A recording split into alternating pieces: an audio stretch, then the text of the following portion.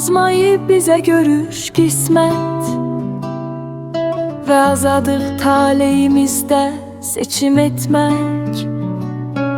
Verilib bizə izin, hökm, sevgi, anlam ve bu izin ile yolumuza davam. Sənin üçün anlam nurdur, xəzinədir. Mənim üçün sevgi ən böyük zirvədir. Hansıdır onlardan güçlü, hansıdır zirək, hansı ki ürəkdə cəsarət alov bir tək. Sevgiyə ehtiyacdır, deyərsən kasıbdır, amma anlamda hikmət dərin aydın. Sən də haqlısan, mən də haqlıyam. Harada anlam gözləyir sevgiyə ayam. Bu həqiqət ürəyimdə bir yaradır. Dərdin sənin bitmədən ucalır. Sadəcə məni tək qoyma, yanımda qal. Qismətin zəhərini mənimlə iç tam.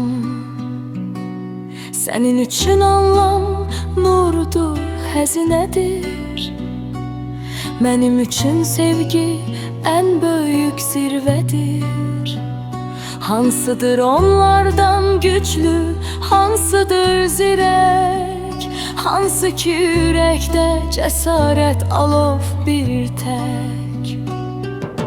Sevgi ehtiyacdır, deyərsən kasıbdır, hikmət dərin aydın. Sən də haqlısan, mən də haqlıyam. Harada anlam gözləyir sevgiyəm ayam.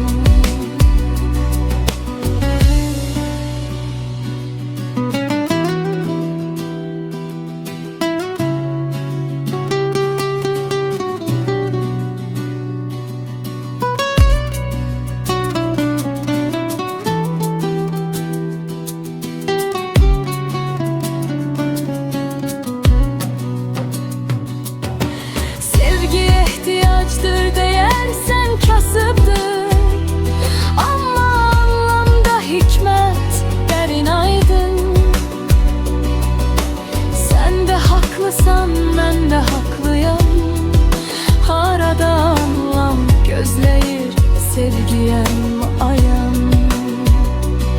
Bu həqiqət ürəyimdə bir yaradır. Dərdin sənin bitmədən ucalır. Sadəcə məni tək qoyma, yanımda qal. Qismətin zəhərini mənimlə iç tam.